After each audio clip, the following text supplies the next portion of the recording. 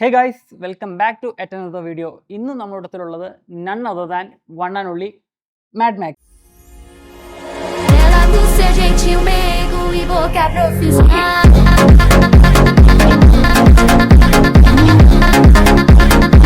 Mas que camada legal.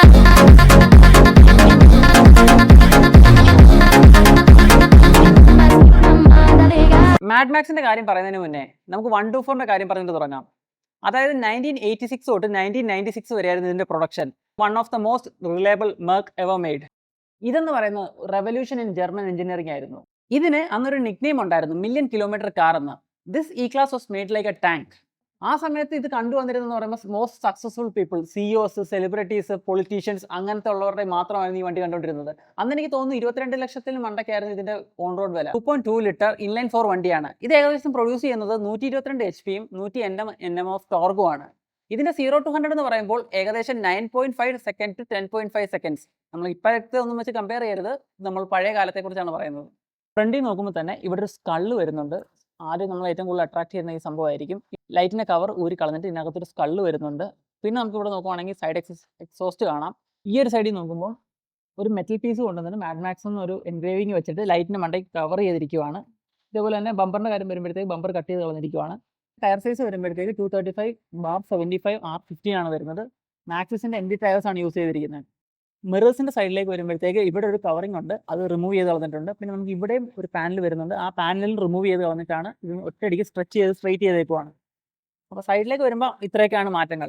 ഒരു carriage വരുന്നുണ്ട്, ഇതിനകത്ത് തന്നെ നമുക്ക് ലൈറ്റ്സും കാര്യങ്ങളും അറ്റാച്ച് ചെയ്തിരിക്കുന്നത് കാണാം. ഇവിടെ നോക്കുമ്പോഴത്തേക്ക് ഒരു റിമ് വെച്ചിട്ടുണ്ട് ഒരു കാറിൻ്റെ.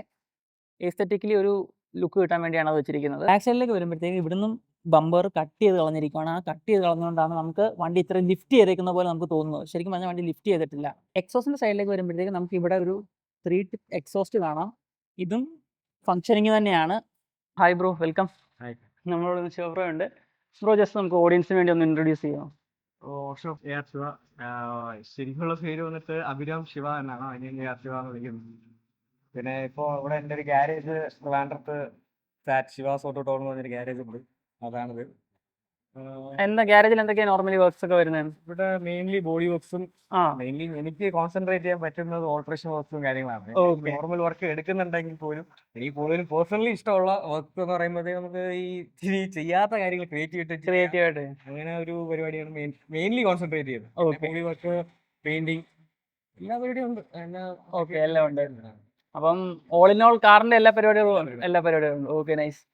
അപ്പം നമുക്ക് നമ്മുടെ വണ്ടിയിലേക്ക് വരാം. ഇത് എന്നാ എടുക്കുന്നത്? ഇത് ആക്ച്വലി എടുത്തിട്ട് ഇപ്പോ ഒരു 2.5 കൊല്ലത്തിന് മേലെയായി. ഒരു കറക്റ്റ് പറയണമെങ്കിൽ 3 കൊല്ലമായി. എൻ്റെ ഒരു ഫ്രണ്ടിന്റെ അടുത്ത് നിന്ന് തന്നെ എടുക്കുന്ന വണ്ടി പക്കാ സ്റ്റോക്ക്, ഒരു നീറ്റ് കണ്ടീഷൻ ആയിരുന്നു. വണ്ടി ഒരു ഫാമിലി യൂസ് വെഹിക്കിൾ ആയിരുന്നു. ഓക്കെ. അപ്പോ പുള്ളിക്കാരന് ഇച്ചിരി ഫിനാൻഷ്യലി ഒരു പ്രശ്നം വന്നപ്പോഴത്തേക്കും ഞാൻ മേടിച്ചതാണ്. അപ്പൊ എനിക്കിതിന് മുന്നേ ഒരു ഡീസൽ വണ്ടി ഉണ്ടായിരുന്നു, ഡീസൽ 124 ഉണ്ടായിരുന്നു. ആ ഡീസൽ വണ്ടിയുടെ മെയിൻറ്റെയിൻസ് എനിക്ക് ഓക്കെ അല്ലാഞ്ഞിട്ട് വന്നിട്ട് വണ്ടി കൊടുത്തപ്പോ എനിക്ക് അന്ന് 9 ഉണ്ടായിരുന്നു പെട്രോൾ വണ്ടി എടുക്കുന്നത്. പിന്നെ ഇതിന്റെ പെട്രോൾ വണ്ടി റയർ ആണ്, പെട്രോൾ വണ്ടിയിൽ കുറവാണ്. അപ്പോ പെട്രോൾ ഇനി എടുക്കുന്നുണ്ടെങ്കിൽ 124 എടുക്കുന്നുണ്ടെങ്കിൽ പെട്രോൾ ഇനി എടുക്കണം എന്നൊരു മൈൻഡ് സെറ്റ് ആയിരുന്നു. അപ്പൊ അങ്ങനെ ഒരു വണ്ടി കയ്യിൽ വന്നു, അങ്ങനെ വണ്ടി എടുക്കണം. അപ്പൊ അന്ന് എനിക്ക് ഇങ്ങനെ ചെയ്യണം എന്നുള്ള ഒരു പ്ലാനിങ്ങോ അങ്ങനെ ഒന്നുമില്ല. ഷോ പർപ്പസ് എന്ന് പറയുമ്പോഴത്തേക്ക് എനിക്ക് മെയിൻലി എനിക്കൊരു പജേറോ ഉണ്ട്. അപ്പൊ അതാണ് ഞാൻ ഈ ഷോ പർപ്പസ് എന്നുള്ള മൈൻഡിൽ മാത്രം ചെയ്തുകൊണ്ടിരുന്ന വണ്ടി. അപ്പൊ ഇത് ഇപ്പോ പെട്ടെന്ന് ഇറക്കാൻ കാരണം നമുക്ക് ഈ പജേറോ കുറച്ച് ഹെവി വർക്കിലോട്ട് പോയതുകൊണ്ടും അത് കുറച്ച് ടൈം ഡിലേ വരും. കാരണം ഉടനെ ഒന്നും ചെയ്തിറക്കാൻ പറ്റത്തില്ല. അത്രയും ടൈം ഡിലേ വരുന്നതുകൊണ്ട് നമുക്ക് ആ ഒരു ഗ്യാപ്പിൽ നമുക്ക് ഈ ഫീൽഡിൽ അതിന് വേണ്ടിയിട്ട് മാത്രം പണിതൊരു വണ്ടിയാണ്. പിന്നെ ഇതില് എനിക്കിങ്ങനെയൊക്കെ ആഗ്രഹങ്ങളുണ്ട്, ത്രെഡ് ഉണ്ട്. പിന്നെ നമ്മളെ 2 ബോയ്സ് ഉണ്ട്, വാനൽസി പിന്നെ അനന്ത് SB. അപ്പൊ അവരോട് ഞാൻ ഇങ്ങനെ ഡിസ്കസ് ചെയ്യും, എടാ എനിക്ക് ഇങ്ങനത്തെ പ്ലാൻസ് ഉണ്ട്, സെറ്റ് ചെയ്യാം. അപ്പൊ അവരും ഫുൾ സപ്പോർട്ടാണ്. അപ്പൊ അവന്മാരാണ് പറഞ്ഞത്, ചേട്ടാ നമുക്ക് ഇങ്ങനത്തെ പരിപാടിയൊക്കെ ചെയ്യാം. അപ്പൊ ഞാനിങ്ങനെ ഒരു കോൺസെപ്റ്റ്, ഇങ്ങനെ മാഡ് മാക്സ് എന്നുള്ള ഒരു സംഭവം നമുക്ക് അങ്ങനെ ഇൻട്രൊഡ്യൂസ് ചെയ്താലോ എന്ന് ചോദിച്ചു. അപ്പോ ബാക്കി വാൻ തന്നെ ഇതിനെ കുറച്ചുകൂടെ അടുത്ത ലെവലിലേക്ക് കൊണ്ടുപോയി അവന്റെ ഒരു ഐഡിയ ആണ് മൊത്തത്തിൽ വന്നേക്കുന്നത്. അപ്പൊ ഇതിന്റെ ഒരു തുടക്കം എങ്ങനെയാണ്? ഇതിന്റെ തുടക്കം മോഡിഫിക്കേഷന്റെ ആണോ? മോഡിഫിക്കേഷന്റെ തുടക്കം മെയിൻലി മോഡിഫിക്കേഷൻ തുടക്കം എന്റെ കൂട്ടുകാരൻ്റെ പുള്ളി തന്നെയാണ് എൻ്റെ ഒരു മെയിൻലി ഇൻസ്പിറേഷനും എന്റെ സപ്പോർട്ടിംഗ് സിസ്റ്റം. നമ്മളിപ്പോ ഇതുവരെ പുറത്തങ്ങനെ ഞാൻ ആരോടും അങ്ങനെ പറഞ്ഞിട്ടുമില്ല. പുള്ളി തന്നെയാണ് എന്നെ മാക്സിമം ഒരു സപ്പോർട്ടിങ് സ്റ്റേജിലോട്ട് കൊണ്ടുവന്ന ഒരാൾ പുള്ളി തന്നെയാണ്. പുഷ് ചെയ്യുന്നു. പുഷ് ചെയ്യുന്നതും ഞാൻ എന്തെങ്കിലും ഐഡിയ പറഞ്ഞാൽ തന്നെ എടാ അത് ഇങ്ങനെ ചെയ്യാം, അങ്ങനെ ചെയ്യാം, അത് ഇങ്ങനെ പറ്റും. ഞാൻ എന്തെങ്കിലും ഒരു ഡൗട്ട് വന്നാലും പുള്ളിയെ വിളിക്കും. ഇങ്ങനെ ഒരു സംഭവം ഉണ്ട്, എന്നാ ചെയ്യാൻ ചോദിക്കുമ്പോൾ എടാ അത് ഇങ്ങനെ ചെയ്ത് സെറ്റാവും, അത് നീ നോക്കും. ഞാൻ എന്തെങ്കിലും ഡിസൈൻ ആക്കി കഴിഞ്ഞാലും കൺഫർമേഷൻ ഞാൻ അവിടെ കൊടുക്കും. ഇത് ഓക്കെ ആണ്, സെറ്റാണോ ചോദിക്കും. അപ്പോൾ എടാ ഇത് വിളിക്കും, വിളിക്കും. അങ്ങനെയാണ് ഞാൻ ഇപ്പോൾ എൻ്റെ എല്ലാ വണ്ടികളും നോക്കിയാൽ ഞാൻ എന്ത് വണ്ടി എടുത്ത് സെറ്റ് ചെയ്താലും അതിൻ്റെ റിവീനിങ് ടൈമിൽ ഞാൻ പുള്ളിയെ കൊണ്ട് ചെയ്യുകയാണ്. കാരണം വെച്ച് കഴിഞ്ഞാൽ ഞങ്ങൾ നിന്ന് സംസാരിക്കുന്ന ടോക്സ് കാണുമ്പോഴും ഞങ്ങളുടെ ഭാര്യമാര് പറയാറുണ്ട്, നിങ്ങള് വണ്ടിയെ കുറിച്ച് കൂടുതൽ സംസാരിക്കണം. ഞങ്ങളൊരു ട്രിപ്പ് പോയാലും അതിനെ പറ്റി ഒന്നും സംസാരിക്കാറില്ല. ഞങ്ങൾ ഫുള്ള് വണ്ടി ഭ്രാന്തന്മാരെന്ന് പറയുമ്പോഴത്തേക്ക് അവർക്കൊരു പുച്ഛമാണ്. ഞങ്ങൾക്ക് ഇതില്ലാണ്ട് പറ്റൂ. കാരണം ഞങ്ങളുടെ ഫുൾ ടോക്കും അതാണ് നമ്മുടെ കംഫോർട്ട് സോൺ. അതാ ഞങ്ങളുടെ ഫുൾ കംഫോർട്ട് സോൺ അതാ. അപ്പൊ മെയിൻലി എൻ്റെ ഒരു മോഡിഫിക്കേഷൻ എന്നുള്ളൊരു ഫീൽഡിൽ ഞാൻ ചെറുതായിട്ട് കാല് വെച്ച് വന്നാലും എന്നെ ഒന്ന് പിടിച്ചു നിർത്തി സ്ട്രോങ് ആക്കി എന്നെ ഒന്ന് മുന്നോട്ട് നയിച്ച ആള് പുള്ളി തന്നെയാണ്. അപ്പൊ അതിന്റെ ഒരു അതാണ് എന്റെ തുടക്കം. മോഡിഫിക്കേഷനുള്ള തുടക്കം അതാ പുള്ളിയാണ്. അപ്പൊ ഇതിന് മുന്നേ അയ്യോ എന്റെ ഒരു ഓടി അതാ പുള്ളി റാപ്പും അങ്ങനത്തെ പരിപാടി. പണ്ടൊരു ഐറ്റൻഡി ഉണ്ടായിരുന്നു ബോഡി കിറ്റൊക്കെ കയറ്റി, അങ്ങനത്തെ ഒരു. അതിനുശേഷം ഒരു സ്റ്റെപ്പ് മുന്നോട്ട് വന്നത് പുള്ളി കൂടെ വന്നതിന് ശേഷമാണ്. അപ്പം ഇപ്പം ഇതിനകത്തില് വന്നപ്പോഴത്തേക്ക് ഇതിന്റെ ഫ്രണ്ട് ഇനിഷ്യൽ സ്റ്റേജിൽ അപ്പൊ എന്താണ് നമ്മൾ ഫസ്റ്റ് കൊണ്ട് ചെയ്തത് വണ്ടിക്കകത്ത്? ഇതില് ആക്ച്വലി ഞാനിതൊരു 3 വട്ടം പൊളിച്ച് തിരിച്ച് വീണ്ടും ചെയ്തൊരു വർക്കാണ്. ആക്ച്വലി ഇതിലിപ്പോ ബമ്പേഴ്സ്, ഇതിന്റെ ഫ്രണ്ട് ബമ്പേഴ്സ് ആണെങ്കിൽ നോക്കുന്നുണ്ടെങ്കിൽ ഫ്രണ്ട് ബമ്പർ ഇത് ബോഡി തന്നെ വരുന്ന ഒരു പോർഷനാണ്. ഇതിന്റെ പുറത്താണ് ബമ്പർ വരുന്നത്. അപ്പൊ ആ ബമ്പറിനെ നമ്മൾ മാറ്റിയിട്ട് ആ ഒരു പീസിനെ ഇൻസ്റ്റാൾ ചെയ്തപ്പോഴത്തേക്കും ഇതിലൊരു 3 വട്ടം എനിക്ക് ചെയ്യേണ്ടി വന്നിട്ടുണ്ട്. കാരണം അത് ഈ വണ്ടിയുടെ ഹൈറ്റിനനുസരിച്ച് മാച്ച് ആവുന്നുണ്ടോ, അല്ലെങ്കിൽ ഫ്രണ്ട് വ്യൂ നോക്കിയാവുന്നുണ്ടോ, സൈഡ് വ്യൂ നോക്കിയാവുന്നുണ്ടോ. നമ്മളിപ്പോ ഈ റാപ്പിൽ ഇത് കാണുമ്പോഴത്തേക്കും എനിക്കിത് ഓക്കെയാണ്. ബട്ട് ഇതിന് മുന്നിൽ നമ്മൾ ഈ ചെയ്യുന്ന ബേസ് കളർ, ഇതൊരു ബേസ് ടോൺ ആണ്. ഇതാണ് ഈ വണ്ടിയുടെ ബേസ് കളർ. ഈ ബ്ലാക്ക് ഇതെല്ലാം സ്റ്റിക്കേഴ്സ് ആണ്. ഇതാണ് വണ്ടിയുടെ ബേസ് കളർ. അപ്പൊ ഇത് അടിച്ച് നിൽക്കുമ്പോൾ എനിക്കിത് ഒട്ടും ഓക്കെ അല്ലായിരുന്നു. കാരണം എനിക്ക് തന്നെ ഒരു കംഫർട്ട് സോൺ ഇല്ലായിരുന്നു. കാരണം ഇത് സക്സസ് ആവൂ, കാരണം അത് കൊള്ളാവൂ എന്ന് പറയും. ഈ റാപ്പും ബാക്കി ബ്ലാക്ക് എലമെന്റ്സും ബാക്കി സ്റ്റിക്കേഴ്സും കയറിയപ്പോഴാണ് ആക്ച്വലി വണ്ടി ഈ ഒരു ഇതിലോട്ട് വന്നത്. എനിക്കൊരു ഡബിൾ കോൺഫിഡൻസ് വന്നത്, സാറ്റിസ്ഫാക്ഷൻ വന്നതാണ്. പിന്നെ ഈ സ്കളാണെങ്കിലും എല്ലാം ഫൈനൽ സ്റ്റേജിൽ വന്നൊരു ഐഡിയ. ഇങ്ങനൊരു പ്ലാൻ അതേപോലെ തന്നെ ആ അപ്പുറത്തെ ക്യാപ്പ് ഇട്ടേക്കുന്ന പോലെ തന്നെ ഇപ്പുറത്തെ ക്യാപ്പ് ഇട്ടുന്ന ഒരു. അപ്പൊ എന്തെങ്കിലും ഒരു ഫ്രണ്ടിൽ എന്തെങ്കിലും ഒരു ടെറർ ഫീൽ അല്ലെങ്കിൽ എന്തെങ്കിലും ഒരു അങ്ങനെ പ്ലാൻ ചെയ്ത് പെട്ടെന്ന് ഐഡിയ വന്നതാണ്. എന്നാ ഒരു തലയോട്ടി തന്നെ ഞങ്ങൾ ചുമ്മാ നമ്മള് സംസാരിച്ചോണ്ടിരിക്കുമ്പോ പറയൂലേ എന്നാ കാര്യം തലയോട്ടി എടുത്തെന്ന് പറയുന്നത്. അതേപോലെ ഒരു പ്ലാൻ വന്നു. അങ്ങനെ പെട്ടെന്ന് എന്നാ പിന്നെ തലയോട്ടി തന്നെ വെക്കാം, അങ്ങനെ വെച്ചൊരു സംഭവമാണ് ഈ തലയോട്ടി. ആക്ച്വലി ഈ വണ്ടിയിൽ മെയിൻ ആയിട്ട് എല്ലാരും ആദ്യം വന്നുള്ള ഫോക്കസ് ചെയ്യുന്നതാണ്. പക്ഷെ ഏറ്റവും ലാസ്റ്റ് വണ്ടി ഇറങ്ങി, അതായത് വണ്ടി ലോഞ്ചിന് ഒരു ദിവസം ഇങ്ങനെ വെച്ചിട്ട് സാധനം മാറി. അതാണ് ഇപ്പൊ എല്ലാവരും എടുത്ത് ഐക്കോണിക് ആയിട്ട് നടക്കുന്നത്. അപ്പം ഇതിനകത്തിലോട്ട് വരുമ്പോ എന്തായിരിക്കുന്നത്? ഇപ്പൊ കറക്റ്റ് ഇതിനകത്ത് ലൈറ്റ്സ് ഒരു കളർ, ഇത് നമ്മള് ഹെഡ്ലൈറ്റിന്റെ കവർ, ഗ്ലാസ് ഹെഡ്ലൈറ്റ് കളക്കിയിട്ട് ആ റിഫ്ലക്ടേഴ്സും ഇതെല്ലാം ബ്ലാക്ക് ആക്കിയിട്ട് സ്കള്ളിന് അത്രേ ഉള്ളൂ. അപ്പൊ ഈ സൈഡിലേക്ക് വരുമ്പോ എന്താ ചെയ്തേക്കുന്നത്? കറക്റ്റ് സൈഡില് ഇതിപ്പോ ഒരു മെറ്റൽ പീസ് CNC കട്ട് ചെയ്തിട്ട് ഹെഡ്ലൈറ്റ് ഉള്ളിൽ ഹെഡ്ലൈറ്റ് അതേപോലെ തന്നെ അത് അതേപോലെ തന്നെ നിലനിർത്തിക്കൊണ്ട് നമ്മൾ ആ ഒരു കവറിങ് കൊടുത്തു എന്നുള്ളൂ. നമ്മൾ ആ ഒരു മെറ്റൽ പീസിനെ കവറിങ് ആയിട്ട് കൊണ്ടുവന്നേക്കാം. ഇതില് ഹെഡ്ലൈറ്റ് വർക്കിംഗ് അല്ല, മീൻസ് ഹെഡ്ലൈറ്റ് ഇതില് നമുക്ക് ഇതിന് ആവശ്യമില്ല. കാരണം റോഡിൽ ഓടിക്കുന്നില്ല. അപ്പൊ നമുക്ക് ഇതിന്റെ ഹെഡ്ലൈറ്റിന്റെ ആവശ്യം ഇല്ലാത്തതുകൊണ്ട് മാത്രം അങ്ങനെ ഒരു ഹൈറ്റ് കൂട്ടിയിട്ടുണ്ടോ? ഇല്ല, ആക്ച്വലി ഇത് സംഭവം എന്താണെന്ന് വെച്ചാല് നമ്മുടെ ബോഡി തന്നെ വെട്ടി ഹൈറ്റ് ഹൈറ്റ് മീൻസ് നമ്മുടെ ബോഡിയുടെ ലെങ്ത് കുറച്ചതാണ്. ഹൈറ്റ് ഫീൽ ചെയ്യാൻ വേണ്ടിട്ട് ഒരു ഇഞ്ചോളം താഴെ നിന്ന ബോഡീനെ കട്ട് ചെയ്ത് കുറച്ചതാണ്. ഈ വീൽസ് കയറുമ്പോഴത്തേക്ക് വീൽസ് പിടിക്കാണ്ടിരിക്കാനും അതിനു വേണ്ടി ചെയ്തൊരു മോഡാണ്. അപ്പൊ നമ്മൾ കാണുമ്പോഴത്തേക്ക് ഒറ്റ കാഴ്ചയിൽ നമുക്ക് വണ്ടി ലിഫ്റ്റ് ചെയ്തതായിട്ട് തോന്നണം, പക്ഷെ നമുക്ക് ലിഫ്റ്റ് ചെയ്യാൻ പറ്റത്തില്ല. അതുകൊണ്ട് മാത്രം ഇങ്ങനെ ചെയ്തതാ. അപ്പൊ ആ ഒരു ഫീലിംഗ് കിട്ടിയിട്ടുണ്ട്. അപ്പൊ ഇതിൽ യൂസ് ചെയ്തിരിക്കുന്ന ടയേഴ്സ് ഇപ്പൊ എത്രയാണ്? ഇത് 31 ഇഞ്ചാണ്. 31 ഇഞ്ച് MT ടയേഴ്സ് ആണ്. ഇതിന്റെ എങ്ങനെയായിരുന്നു ഇതിന്റെ പ്രോസസ്സും കാര്യങ്ങളൊക്കെ? നല്ല സമയം എടുത്തായിരുന്നോ? ആക്ച്വലി 1 ഇയറോളം എടുത്തായിരുന്നു. കാരണം ഒരു 3 വട്ടം ഇത് നമ്മള് പണിയും വീണ്ടും ഇളക്കി കളയും. ആദ്യം ചെയ്യുമ്പോൾ ഇഷ്ടപ്പെടത്തില്ല, അപ്പൊ വീണ്ടും പൊളിക്കും, വീണ്ടും പണിയും, അങ്ങനെ ചെയ്തൊരിതാണ്.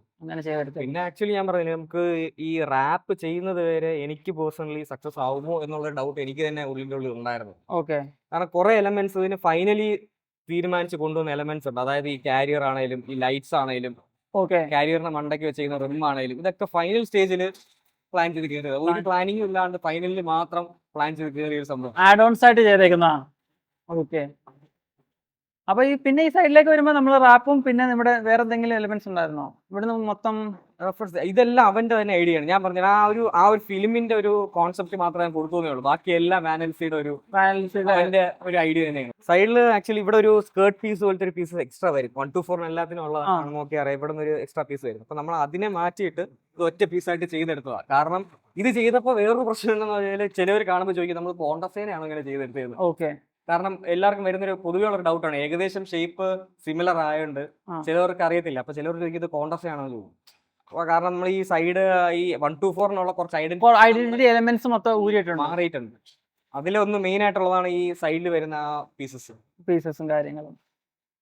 പിന്നെ ബാക്കി ഇപ്പൊ വേറെ സൈഡിൽ കാര്യങ്ങളും വലിയ മാറ്റങ്ങളൊന്നും ഇല്ലല്ലോ. ഇല്ല, ബാക്കിയെല്ലാം ഈ ഡോർ ഹാൻഡിൽ അടക്കമുള്ള എല്ലാം 124 തന്നെയാണ്. ഓക്കെ. വേറെ കുറെ എലിമെന്റ്സ് ഇതേപോലെ തോക്കും അങ്ങനത്തെ കാര്യങ്ങളൊക്കെ ആഡ് ചെയ്യണമെന്നുണ്ടായിരുന്നല്ലേ? അതെ അതെ. എനിക്ക് റിയലി ഇതൊക്കെ ഇതിൽ വിട്ട് കൊണ്ടുവരണം എന്നുണ്ടായിരുന്നു. പക്ഷെ ഇവിടുത്തെ സാഹചര്യം പിന്നെ ഞങ്ങൾ ഈ തോക കിടന്ന് തീവ്രവാദി പോലെ പറഞ്ഞാലൊന്ന് പേടിച്ചിട്ട് ഇങ്ങനെ ആക്കിയതേ ഉള്ളൂ. ശരിക്കും പറഞ്ഞാൽ ആ മൂവിക്കകത്ത് കറക്റ്റ് ആ സാധനം അതെ. ഇങ്ങനെ ഫ്രണ്ട് ബോണ്ടിലൊക്കെ ഇങ്ങനെ അല്ലെങ്കിൽ കാരിയറിൽ അല്ലെങ്കിൽ ഡിക്കി തുറക്കുമ്പോഴേ നമുക്ക് അതിനകത്തൊക്കെ ഇതൊക്കെ വെക്കണം എന്നൊക്കെ ഉണ്ട്. പക്ഷേ റോക്കി ബസ്സിലോ പോലത്തെ സാധനങ്ങളൊക്കെ. അപ്പൊ ഇതൊക്കെയാണ് ഇപ്പൊ സൈഡിൽ വന്നേക്കുന്ന മാറ്റങ്ങളല്ലേ? ബാക്ക് സൈഡിലേക്ക് വരുമ്പോ ബ്രോ എന്തൊക്കെയാണ്? ബാക്ക് സൈഡിലേക്കും ഇതേപോലെ പറയാനുള്ളത് വെച്ച് കഴിഞ്ഞാൽ മെയിൻലി ബോഡി കട്ട് ചെയ്തിട്ടുണ്ട്. ഈ ഒരു ഡ്രോപ്പ് നമുക്ക് ഇത്രയും ബോഡി താഴെ വരുന്നൊരു സെഗ്മെന്റ് ആണ് 124 വരുന്നത്. അപ്പൊ അതിന് നമ്മൾ ടോട്ടലി അതായത് നമ്മുടെ സ്റ്റെപ്പിന് ഇരിക്കുന്നതിന്റെ സ്പേസ് ആ സ്പേസ് ഫുള്ളി ഡിലീറ്റ് ചെയ്തിട്ട് അതിന് ക്ലോസ് ചെയ്തേക്കുവാണ്. അതാണ് ഈ വണ്ടി ബാക്കിൽ നോക്കുമ്പോഴത്തേക്കും അത്ര ലിഫ്റ്റ് ഫീൽ വരുന്നത്. എനിക്ക് ആ പുറകിൽ നിന്ന് കണ്ടപ്പോഴാണ് ഞാൻ നല്ല ലിഫ്റ്റ് ചെയ്തിട്ടുണ്ടല്ലോ. ആക്ച്വലി ഇത്രയുള്ള ഒരു ബോഡീനെ അത്രയും കട്ട് ചെയ്ത് കളഞ്ഞേക്കുവാണ്. ഓക്കെ. വേറെ എലിമെന്റ്സ് എന്തൊക്കെയാണ് മാറ്റിയിരിക്കുന്നത്? അങ്ങനെ ബാക്കിയെല്ലാം ആക്ച്വലി ടെയിൽ ലാംപ്സ് ആണെങ്കിലും സ്റ്റോക്ക് തന്നെയാണ്. പിന്നെ നമ്മുടെ ഈ എക്സോസ്റ്റ് ഔട്ട് 3 ഔട്ട് കൊടുത്തിട്ടുണ്ട്. അതും ഒരു വെറൈറ്റി രീതിയാണ് ചെയ്തേക്കുന്നത്. അതും ഒരു ട്രയാങ്കിൾ ഷേപ്പിലാണ് കൊടുത്തിരിക്കുന്നത്. ഇതൊക്കെയാണ് ബാക്കിൽ നിന്ന് വരുന്ന ചേഞ്ചസും കാര്യം. ഇതും ഈ ബാക്കിലാണെങ്കിൽ പോലും ഇതെല്ലാം നമ്മൾ ചെയിനിൽ പ്ലാൻ ചെയ്ത ഒരു സംഭവമാണ്. Okay okay okay. ചങ്ങല ഇങ്ങനെ കെട്ടിയിടണം. അപ്പൊ പക്ഷെ നമ്മൾ ആ റാപ്പിന്റെ കാര്യത്തിൽ തീരുമാനമാകും. ഈ ചങ്ങല ഇടന്ന് അങ്ങോട്ട് കൂടെ അടിക്കുമ്പോൾ ഈ റാപ്പ് കീറിപ്പോകും. അതുകൊണ്ടാണ് വീണ്ടും അതിനെ ഡിസൈനിലോട്ട് മാറ്റിയത്. ഇത് ആക്ച്വലി നമ്മൾ ഇങ്ങനെ ചങ്ങല കെട്ടിയിടണം എന്നുള്ള ഒരു പ്ലാനിങ് ആയിരുന്നു. അപ്പൊ നമ്മളത് ഒരു വട്ടം കൂടെ ആലോചിച്ചപ്പോൾ അത് ചെയ്യാം. പക്ഷെ നമ്മൾ വീണ്ടും ഈ റാപ്പിനെ മെയിൻറ്റെയിൻ ചെയ്തുകൊണ്ടിരിക്കേണ്ടി വരും. ഈ ഡിക്കി റാപ്പ് മാത്രം നമ്മൾ ഇടയ്ക്കിടയ്ക്ക് മാറിക്കൊണ്ടിരിക്കുക. ആക്ച്വലി ഇത് പ്രിന്റഡ് റാപ്പ് ആയതുകൊണ്ട് നമുക്ക് ഇത് മാത്രമായിട്ട് കിട്ടാൻ ഭയങ്കര പാടാണ്.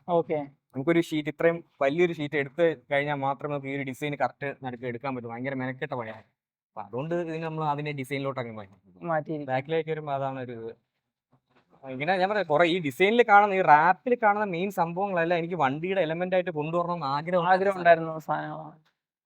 അതിന് ഞങ്ങള് പോസിബിൾ അല്ലാത്തതുകൊണ്ട് ഇങ്ങനെ ആക്കി. പക്ഷേ ചെയ്യാൻ പറ്റുന്നതിലും മണ്ടൊക്കെ നമ്മൾ ചെയ്തിട്ടുണ്ട്. കാരിയറിലോട്ട് വരുമ്പം എന്തൊക്കെയാണ് ഇതിനകത്ത് ഇപ്പൊ ഇരിക്കുന്ന റിമും പിന്നെ ലൈറ്റ്സും? കാരിയറിൽ ആക്ച്വലി ഈ സംഭവം നമുക്ക് വണ്ടിയുടെ ഫൈനൽ സ്റ്റേജിൽ ഇതും ഒരു ഫൈനൽ സ്റ്റേജിൽ വന്ന ഒരു ഐഡിയ തന്നെയാണ്. പിന്നെ നമ്മുടെ തുലയുടെ ഒരു കാരിയർ ആക്ച്വലി നോക്കിയിട്ടുണ്ടായിരുന്നു. പക്ഷെ നമുക്ക് ഈ വണ്ടിയുടെ ഒരു ഇത് വെച്ചിട്ട് നോക്കുമ്പോൾ നമുക്ക് ആ ഒരു സംഭവം പർച്ചേസ് ചെയ്ത് വെക്കുന്ന ആ ഫീല് ഇത് ചെയ്ത് കിട്ടിയ ഇതില് കിട്ടത്തില്ല. അപ്പൊ നമ്മൾ അതായത് ആ സംഭവം അത് തുല നമ്മൾ മേടിച്ച് വെച്ച് കഴിഞ്ഞാൽ അത് വേറൊരു സെഗ്മെന്റിലോട്ട് പോകും. നമ്മൾ ഉദ്ദേശിക്കുന്ന കിട്ടത്തില്ല. അപ്പൊ ഞങ്ങൾ വിചാരിച്ചിരുന്ന വെച്ചാൽ അതിന്റെ ഡിസൈനിൽ നമുക്ക് ചെറിയൊരു മാറ്റം വരുത്തി ഇങ്ങനത്തെ ഒരു ടെസ്റ്റർ ഇത് പെയിന്റ് ചെയ്ത് നോക്കി അറിയാം. കാര്യങ്ങളെല്ലാം അങ്ങനെ ചെയ്യാമെന്നുള്ള ഒരു പ്ലാനിങ് പോലും ഫൈനൽ സ്റ്റേജിൽ വന്നൊരു ഐഡിയ ആണ്. ഈ കാരണം ഫൈനൽ സ്റ്റേജിൽ വന്ന വേറൊരു കേസ് കൂടെ ഉണ്ട്. എന്നാന്ന് പറഞ്ഞാൽ നമുക്കിപ്പോ തുലയുടെ ഒരു കാരിയർ മേടിക്കുന്നുണ്ടെങ്കിൽ എങ്ങനെയും ഒരു 50,000 ഒറിജിനൽ സാധനങ്ങൾ 50,000 ഒക്കെയാണ് ചോദിക്കുന്നത്. നമുക്ക് ബഡ്ജറ്റും കുറയണം. പക്ഷെ എന്നാലിട്ട് നമുക്ക് ലുക്കിൽ കോംപ്രമൈസ് ചെയ്യാനും പാടില്ല. അങ്ങനെ ഒരു ഐഡിയയിൽ ചെയ്തതാണ് കാര്യം. ഈ സ്റ്റെപ്പിനി വെച്ചിരിക്കുന്നത് പോലും ഏറ്റവും ലാസ്റ്റ് സ്റ്റേജിൽ ഈ നമ്മുടെ തലയോട്ടിയുടെ കേസ് പറഞ്ഞ പോലെ തന്നെ ഇത് ഫൈനൽ സ്റ്റേജിലാണ് ഫിനിഷിംഗ് വർക്കിൽ വന്നൊരു പരിപാടിയാണ് ഈ ലൈറ്റ് ഇതെല്ലാം. അപ്പം ഇതൊക്കെയാണ്. അപ്പം കാരിയറിന്റെ സൈഡിലേക്ക് വരുമ്പോൾ പിന്നെ നമുക്ക് എല്ലാവർക്കും കൗതുകമായിട്ടുള്ള വേറൊരു എലിമെന്റ് ആണ് നമ്മുടെ എക്സോസ്റ്റ്. ഇതിന് 2 ഔട്ട് ഉണ്ട്. ഒന്ന് ഈ ഫ്രണ്ടിലേക്ക് വരുന്ന ഈ ഔട്ടും പിന്നെ ബാക്കിലേക്ക് പോകുന്ന ഔട്ടും. ഓക്കെ. ആക്ച്വലി നമ്മൾ ഒരു ക്ലോസ്ഡ് ആയിട്ടുള്ള ഒരു പ്ലേസിൽ കൊണ്ട് ഇടുമ്പോഴത്തേക്കും ഇച്ചിരി മുഴക്കം ഔളിങ്ങും കൂടുതൽ കിട്ടാൻ വേണ്ടിയിട്ടാണ് ഇങ്ങനെ ഒരു ഔട്ട് കൊടുത്തേക്കുന്നത് രണ്ട് സൈഡിൽ. ആ അതാകുമ്പോഴത്തേക്ക് ഇങ്ങനെ സറൗണ്ടിങ്സ് അടിച്ച് കിട്ടുന്ന ഒരു ഫീൽ നമുക്ക് മാക്സിമം കിട്ടും. ഇതിൽ എൻഡ് ക്യാനോ അങ്ങനെ ഒന്നും എല്ലാം രണ്ടും ഫ്രീ ഫ്ലോ ആയിട്ടാണ്. ഫ്രീ ഫ്ലോ ആയിട്ട് കൊടുത്തേക്കുന്നത്. അപ്പൊ അതിന്റെ ഒരു ബുദ്ധിമുട്ടുണ്ട് വണ്ടി എടുക്കുമ്പോഴും ഓടിക്കുമ്പോഴും ഓടിക്കുമ്പോഴും ആ ഒരു ബാക്ക് പ്രഷർ കിട്ടാത്തതിന്റെ ആ ഒരു വലിവ് കുറവുണ്ടായിരിക്കും. വലിയ കുറവുണ്ട്. പിന്നെ നമുക്ക് ആ ഒരു വണ്ടി പഴയ വണ്ടിയാണ് അതെല്ലാം നമുക്ക് അറിയാം. എന്നാൽ പോലും ഞങ്ങളുടെ ഒരു ടീമുണ്ട്, ഞങ്ങളുടെ ടീമിന്റെ ഒപ്പത്തിനൊപ്പം ഇവന് നിപ്പുണ്ട്, പിടിച്ച് പോണ്ട്. കാരണം നമ്മളിപ്പോ ഒരു ഡ്രിഫ്റ്റ് ചെയ്യാനാണെങ്കിൽ പോലും വണ്ടി ഒരു വട്ടം ഇതിപ്പോ നമ്മള് ബാക്കിലെ ഡിഫറൻഷ്യൽ ഒന്നും ലോക്ക് ചെയ്തിട്ടില്ല. ഓക്കെ. അത് ലോക്ക് ചെയ്ത് വീണ്ടും ഡ്രിഫ്റ്റ് സ്പെക് എന്നുള്ളൊരു കാറ്റഗറിയിലോട്ട് നമുക്ക് ആക്കാം ഇതിനെ. നമ്മൾ അത് ചെയ്തിട്ടില്ല. ഓക്കെ. പക്ഷെ നമ്മൾ ഒരു വട്ടം ഒന്ന് കറങ്ങി സ്പിന്നായി വണ്ടി വന്നു കഴിഞ്ഞാൽ പിന്നെ നമ്മളെ കയ്യിൽ തന്നെ ആ വണ്ടി നിൽക്കും. അതിന് കറങ്ങി അങ്ങനെ നിൽക്കും. നമുക്ക് ആ ഒരു ബുദ്ധിമുട്ടോ കാര്യങ്ങൾ ഇത്ര വലിയ ടയർ ഇട്ടതിന്റെ ബുദ്ധിമുട്ടോ കാര്യങ്ങളൊന്നും അങ്ങനെ ഫീൽ ചെയ്യുന്നില്ല. ശരിക്കും പറഞ്ഞു കഴിഞ്ഞാൽ അങ്ങനത്തെ ഒരു സാഹചര്യത്തിൽ എക്സോസ്റ്റ് വെച്ച് നോക്കുമ്പോഴത്തേക്ക് ശരി ഓക്കെ, ഷോ പർപ്പസ് നോക്കുമ്പോഴത്തേക്കും നല്ല സൗണ്ട് ഉണ്ട് അങ്ങനെ. അതെ, പക്ഷെ ഇത് ആക്ച്വലി വണ്ടിയുടെ ബാക്ക് പ്രഷർ കുറച്ചിട്ടുണ്ട്. ഒരുപാട് ബാക്ക് പ്രഷർ നല്ല രീതിയിൽ കുറയും. രണ്ട് ഇതല്ലായിരിക്കും ഔട്ടിലായിരിക്കും. എക്സോസിന്റെ കാര്യത്തിൽ വരുമ്പോൾ അതാണ്. ഇന്റീരിയറിൽ എന്തെങ്കിലും മാറ്റങ്ങൾ വരുത്തിയിട്ടുണ്ടോ? ഇന്റീരിയർ ആക്ച്വലി ഈ സീസണ് വേണ്ടി വെയിറ്റ് ചെയ്തേക്കാണ്. ഒരു മാസീവ് സാധനം ലോഡ് ചെയ്യാൻ വേണ്ടിയിട്ടുള്ള ഒരു പരിപാടിയിലാണ് ഇരിക്കുന്നത്. ഇതുവരെ ഇവിടെ കണ്ടിട്ടില്ലാത്ത സെറ്റപ്പ് ഇന്റീരിയറിൽ ചെയ്യാൻ പറ്റുള്ള പരിപാടി. ബാക്കി പരിപാടി അതിന്റെ പ്ലാനിങ്ങും കാര്യങ്ങളെല്ലാം ഓക്കെ ആയിട്ടുണ്ട്. സൂൺ അത് സെറ്റ് ചെയ്യും. ഇത്രയും കാര്യങ്ങൾ ചെയ്യാൻ വേണ്ടി ബ്രോ ഒറ്റയ്ക്കായിരുന്നു? അപ്പൊ കൂടെ ആയിരുന്നു സപ്പോർട്ട് ആരായിരുന്നു? ആക്ച്വലി ഈ പ്രൊജക്ട് എന്നല്ല, നമ്മുടെ ഈ അപ്കമിങ് പ്രൊജക്റ്റ് പജോറോയിൽ പോലും ഒരാൾ മാത്രമേ ഇതിന് ഫുൾ ആൻഡ് ഫുൾ, അതായത് ഞാനൊരു ഐഡിയ പറയും, അവൻ തന്നെയാണ് ഫുൾ ആൻഡ് ഇത് ഇംപ്ലിമെന്റ് ചെയ്യുന്നതും ഈ വർക്ക് ചെയ്ത് അതിനെ പ്രാബല്യത്തിലോട്ട് കൊണ്ടുവരുന്ന ഒറ്റൊരു മനുഷ്യനാണ്. എൻ്റെ മെക്കാനിക്കാണ് എൻ്റെ സ്റ്റാഫ്. അവൻ തന്നെയാണ് ഇത് ഫുള്ള് ചെയ്യുന്നതും എല്ലാ പരിപാടിയും. ഞാനൊരു ഐഡിയ പറയും, എടാ ഇന്ന പ്ലാൻ ഉണ്ട്. അപ്പോൾ ആദ്യം ഇങ്ങനെ ഇത് ആലോചിക്കും, ഇത് ഇങ്ങനെ പ്രാന്താണോ, ഇങ്ങനെ എവിടെ നിന്ന് കൊണ്ടുവരുന്നത്, കുറച്ച് ചെയ്യാൻ പറയും. പിന്നെ പുള്ളി അങ്ങോട്ടിരുന്ന ഒരു കാഴ്ച ഒറ്റയ്ക്കൊന്ന് ചെയ്തോളൂ, വേറെ സഹായത്തിന് വേണം അങ്ങനെയൊന്നുമില്ല. അവൻ ഒറ്റയ്ക്ക് ഒരു സൈഡിൽ നിന്ന് പയ്യെ ചെയ്തങ്ങ് തുടങ്ങും. കാരണം ഈ വണ്ടിക്ക് എടുത്ത സമയത്ത് ഒരുപാട് ഇലക്ട്രിക്കൽ ഇഷ്യൂസ് ഉണ്ടായിരുന്നു. കിടന്ന പഴക്കത്തിൻ്റെതായ ഒരുപാട് ഇലക്ട്രിക്കൽ ഇഷ്യൂസ്, മിസ്സിങ്സ് കാര്യങ്ങൾ അങ്ങനെ ഒരുപാടുണ്ടായിരുന്നു. അതെല്ലാം ഒറ്റയ്ക്ക് ഇന്ന് അവൻ മെക്കാനിക്കലാണ്, എന്നാൽ പോലും അവനെ ഇലക്ട്രിക്കൽ സൈഡും യൂട്യൂബ് നോക്കിയിട്ടാണെങ്കിലും മെനക്കെട്ടിരുന്ന് പഠിച്ചവൻ ചെയ്യും. അങ്ങനെ ഒരു ടാലന്റ് ഉള്ളൊരു എന്റെ ചാത്തനാണ്. എന്റെ പേര് ശ്രീത്ത്.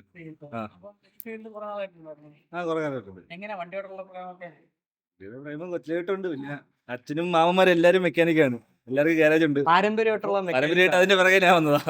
അങ്ങനെ ആക്ച്വലി അവന് ഒരുപാട് ഓഫേഴ്സ് ദുബായിലൂടെയൊക്കെ വരുന്നുണ്ട്. ഞാൻ പിടിച്ചിരുത്തേക്കും ഇവിടെ പറഞ്ഞ് പിടിച്ചിരുത്തേക്കും. നെടുന്തൂണാണ്.